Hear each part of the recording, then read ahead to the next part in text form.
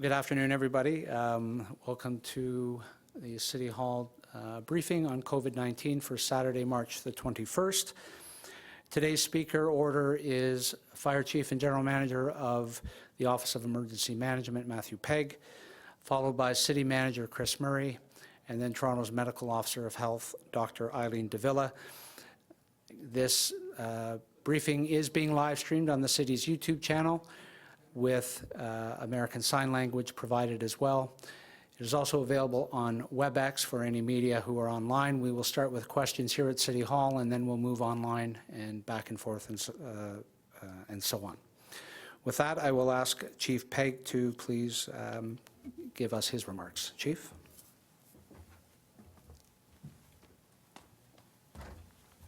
Thanks, Brad. Good afternoon. In the interest of time, I won't repeat what the City Manager is going to say about the outstanding work the Toronto Public Service is continuing to do to keep Toronto safe and resilient. However, over the past number of weeks, you've heard me commonly make reference to both essential city services and critical city services. I would like to be very clear about what I mean when I make reference to essential city services. Essential city services include all of the following: all emergency services, including police, fire, and paramedics, and our dedicated 911 and emergency dispatch professionals who receive, process, and dispatch emergency services each and every day. Toronto Water staff, who continue to ensure our drinking water is reliable, safe, and remains at the high standard we have all come to expect. Shelter support and housing staff, who continue to ensure that our shelters and respite sites remain open. Long-term care staff, who ensure that our long-term care homes continue to operate. Solid waste staff, who ensure that our garbage, organics, and recycling collection continues. Transportation staff, who ensure that our roads remain safe and open, including snow removal services, road maintenance, and other related functions. Toronto Hydro staff, who are ensuring that our electricity remains reliable. TTC staff, who are ensuring that we continue to be able to move efficiently and safely throughout the city. Our 311 staff, who continue to ensure that our residents can get in contact with us when they need us. And of course, our amazing public health professionals, who are on the front lines of this pandemic each day. There are also many critical services that are operating every day who are making it possible for the city's essential services to function. Examples of critical services include technology services, who ensure that our IT systems remain reliable. Procurement, materials management, and finance staff, who ensure that we are able to order, receive, and pay for the personal protective equipment and other supplies that we need. Our mechanics, who ensure that the city's fleet stays on the road. Our administrative professionals, lawyers, and experts, who ensure that the city is able to efficiently and effectively respond to the ever-changing landscape that is emerging, and the list goes on. The City Manager is going to speak specifically about many of these important functions and the actions the city is taking to keep our city moving, healthy, and safe. Yesterday, we had questions about the enforcement of the provincial orders that accompanied the declaration of the provincial COVID-19 emergency. The city will respond to concerns on a priority basis, but to be clear, only the police can enforce these provincial orders. As always, the public can call 311, and we will investigate and, if necessary, request police to take appropriate action. The first course of action, however, is always education. I want to be very clear about the penalties associated with violating the provincial orders, as these are very serious. An individual found guilty of violating these orders is subject to a fine of up to $100,000 and imprisonment of up to 1 year. A director or officer of a corporation who is found guilty of violating these orders is subject to a fine of up to $500,000 and imprisonment of up to 1 year. A corporation who is found guilty of violating these orders is subject to a fine of up to $10 million. I also want to be clear that a person can be found guilty of a separate offense on each day that an offense occurs. Our collective goal remains the same. We need people and businesses to comply with not only the orders, but with the advice being provided by public health. Enforcement action will be taken when warranted and required, but I truly hope that this is not required. This is all extraordinarily unprecedented for each of us. I want to thank the public service, our team at the Emergency Operations Center, and the public as we continue to adapt to changing circumstances on a daily basis.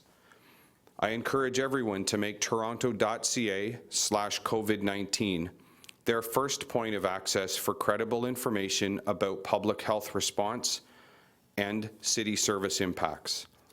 And once again, please do not call 911 when seeking information about COVID-19 or city services. 911 is for use in emergency situations requiring response by police, paramedics, or fire services. I will now invite City Manager Chris Murray to address you.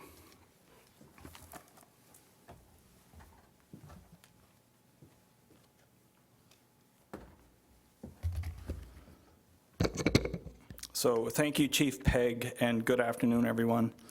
I want the public, and importantly, our workforce to know the very deliberate steps that the city is taking to ensure both essential and critical services are maintained, but also everything we are doing as an employer to protect our workforce from COVID-19. The health and safety of our employees, it should go without saying, is one of my top priorities. It was when I joined, it is right now, and it will be when all of this is behind us. It is one of the reasons, in fact, the city took the extraordinary step of closing its building to the public and scaling back some of its services, resulting in employees who were not providing critical or essential services to be able to leave the workplace. The decision, and I want to be clear, was not made because our workplaces are unsafe. On the contrary, we are taking every precaution reasonable given the situation to make our workplaces safe.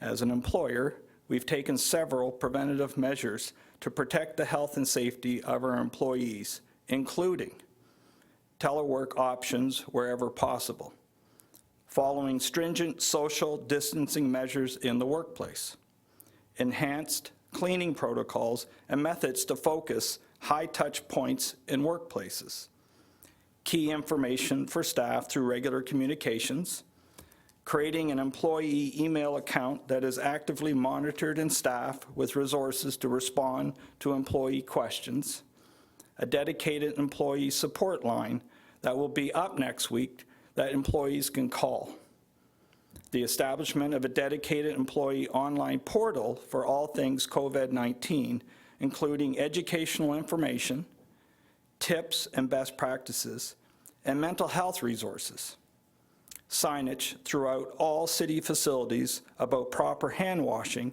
and social distancing measures such as no more than 3 people in an elevator. As well, preventative measures have taken specifically for our public-facing employees include implementing employee self-screening assessments by Toronto Fire and paramedics that are conducted at the start of each shift, 311 conducting pre-screening assessments for essential home visits by services like Toronto Water. Screening of employees entering the Emergency Operations Center will start tomorrow. Conducting screening assessments at locations where our staff are providing essential services such as at shelters, and providing drivers with hand sanitizers and wipes.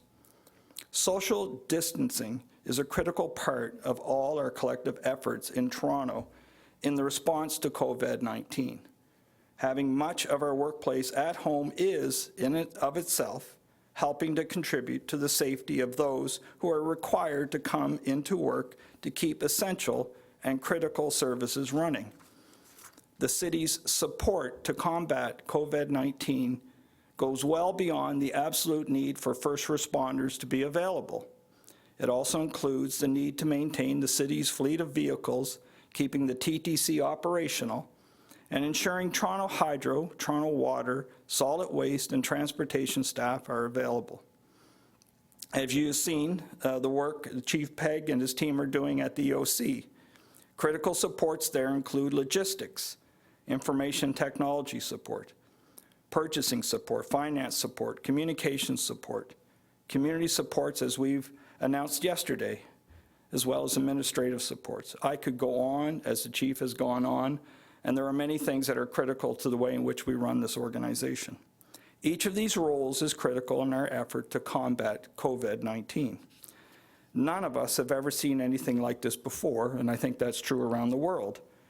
That we can all agree on is an incredibly important opportunity for us to rise to the occasion. As Chief has said repeatedly, we must remain nimble and flexible. And if I can add, we've got this, as the Chief has said many times. We are, after all, public servants. That is what we do, and it is our job to earn each and every day your trust and confidence.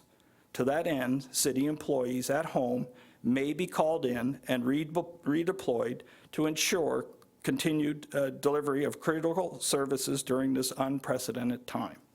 I know just how caring and committed that the city's workforce is and how much they care about this great city. I think it's born and bred in every single Toronto public servant to serve this community well, and I think we do that with tremendous pride. And I hear it constantly from people about serving this community, about wanting to help out in these times that we're facing. The services we provide are critical to the millions of residents and businesses, and I am thankful to have a dedicated and committed public service that continues to show up and do an outstanding job during this extremely difficult time. To them, I simply say thank you. We are in this constant contact with the various unions that represent our workers, and I remain committed to working together to ensure our workforce is safe, listened to, and cared for. And with that, I thank you. I'll now ask Dr. de Villa to make her comments.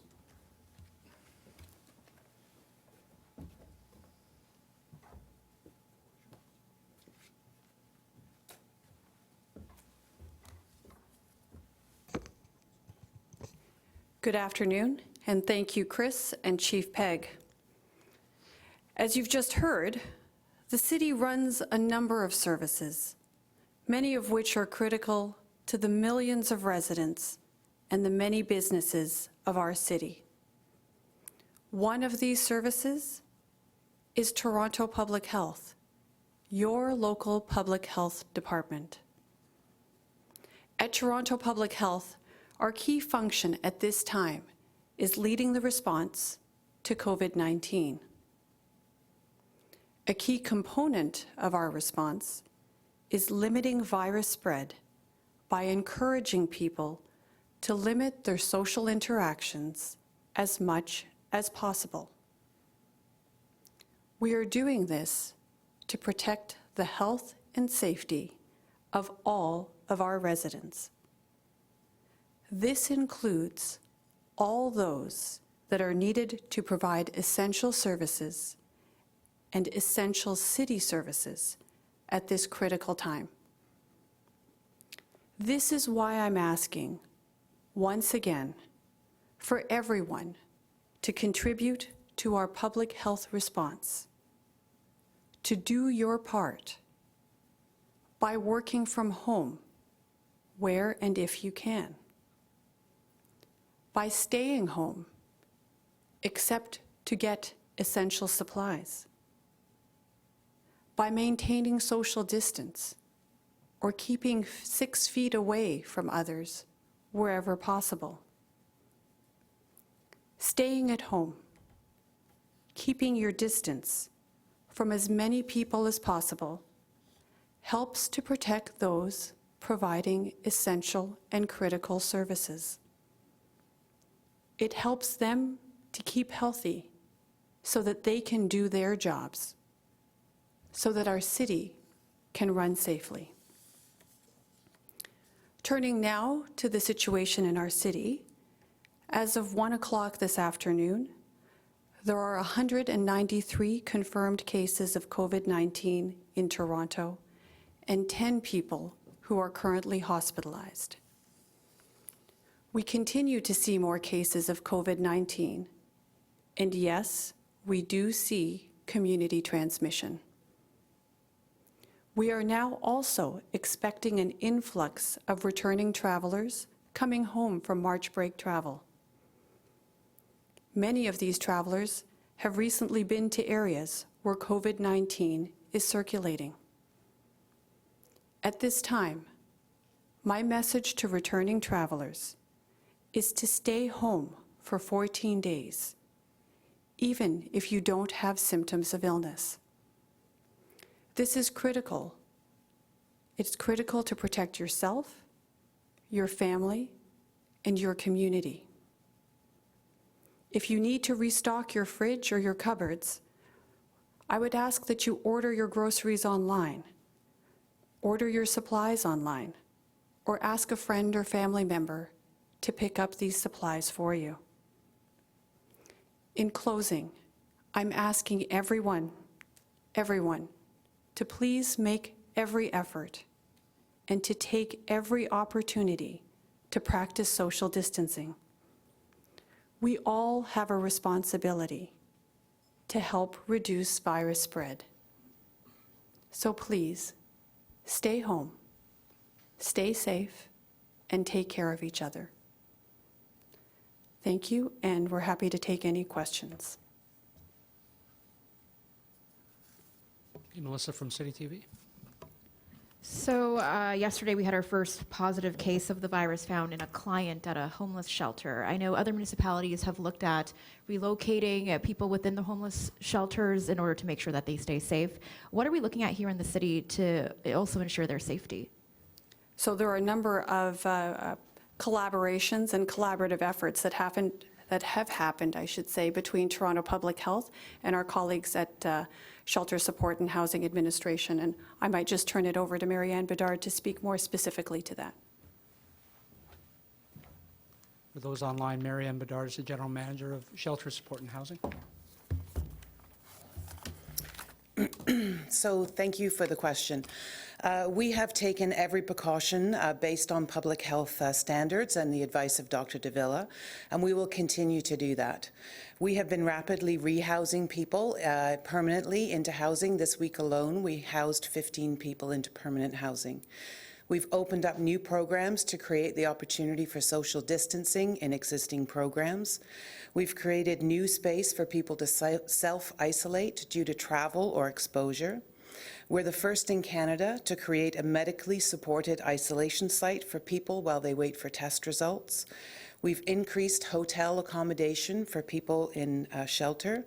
We've implemented screening processes at all points of entry, in person and on the phone, for those seeking shelter. We've supported enhanced measures for infection prevention and control. And we've also identified now a location for COVID-19 recovery for people who are in the shelter system who have been infected. We're also still seeing massive lineups across the city at grocery stores, people coming into really close proximity with one another. What are your message to those people? Is there anything that can be done to sort of mitigate that and separate these people while they are going to the grocery stores and trying to get their supplies? So we do appreciate that people are trying to get their supplies through the grocery stores, and that's one of those essential needs that people need to continue meeting for themselves and for their households. So we're strongly encouraging businesses, and we've made the strong recommendation that social distancing as much as possible should be respected. So I think this is a community effort, right? We're talking about how do we achieve social distancing for ourselves, for our families, and for our whole community. So at an individual level, trying to go at less busy times would certainly help with respect to reducing crowding and increasing social distancing. That can be done at an individual level. However, there are things, many opportunities, I would say, for businesses in our community to enhance social distancing.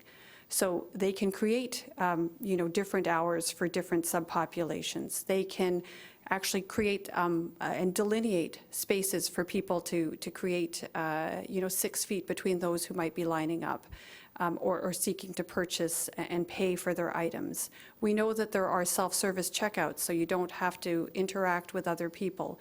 But certainly line management, store management, crowd management, these are things that businesses do on a regular basis or have to do from time to time, and we would encourage businesses to engage in those kinds of efforts in order to reduce crowding and to increase social distancing. Okay, we'll go online now. Talia Ricci from CBC. Go ahead, Talia.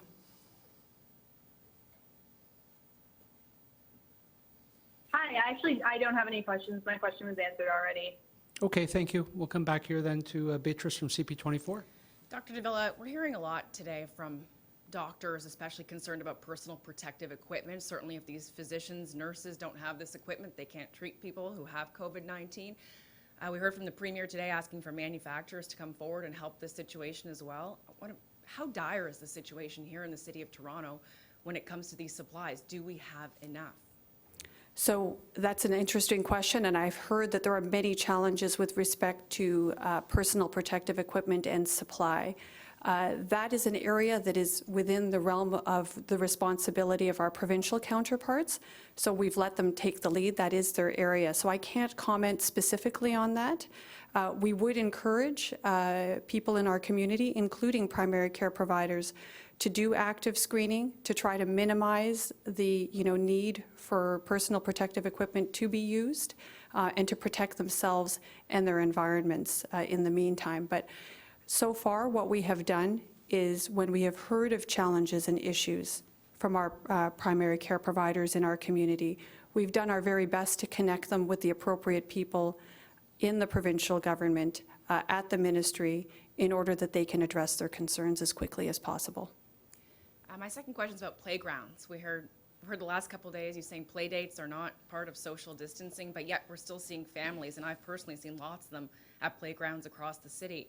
What can we do to get that message across, and is there consideration to actually shut down these playgrounds or put up signage to say, do not use this equipment? So we do want to strike an appropriate balance here. Getting outside, getting physical activity, and certainly providing children that opportunity to burn off some energy, we can all appreciate why that's important. The issue here is around how do we maintain social distancing? How do you keep 6 feet apart from others as much as possible, wherever possible? And we realize that there isn't perfection. Perfection is impossible to achieve.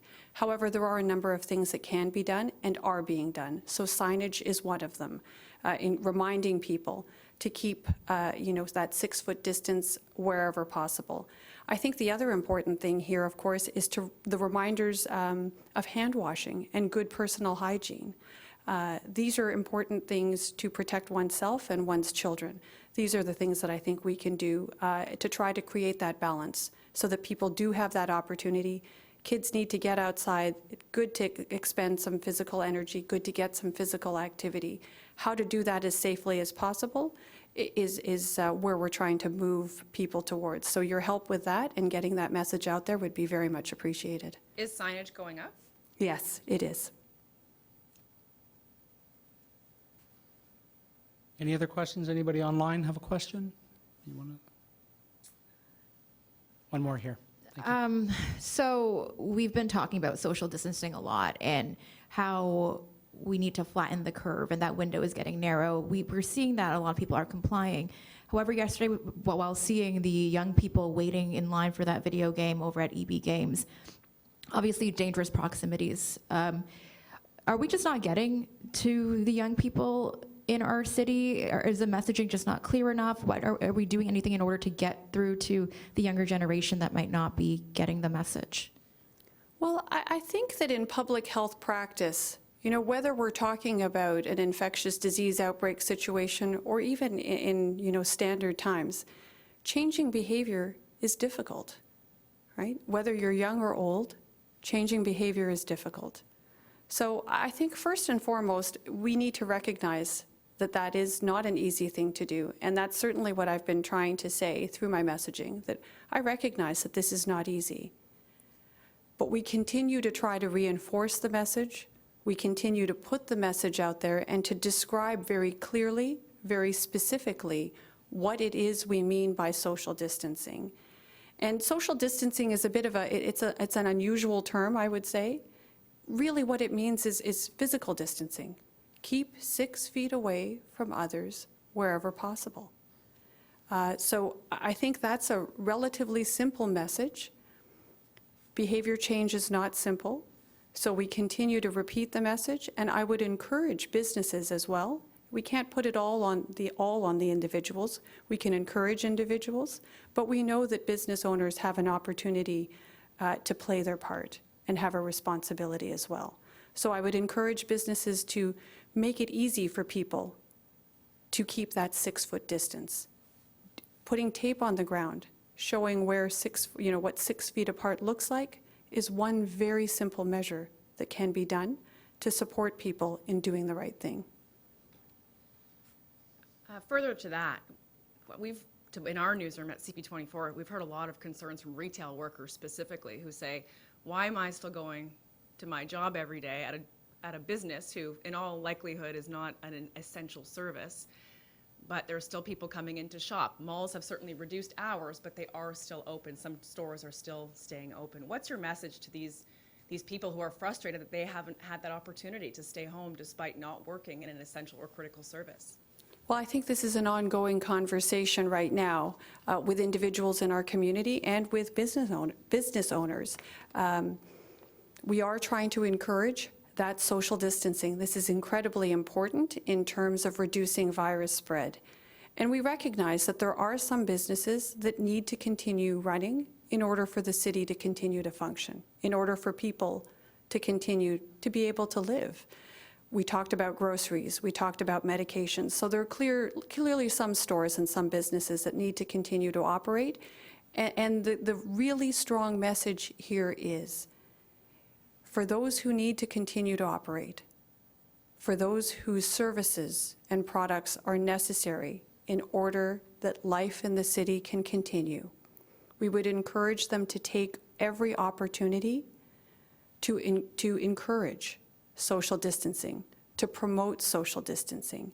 And it may be just as simple as indicating to customers, you need to stand this far apart from each other in order to maintain that physical distance and to keep us all safe. Okay, thank you everybody for coming.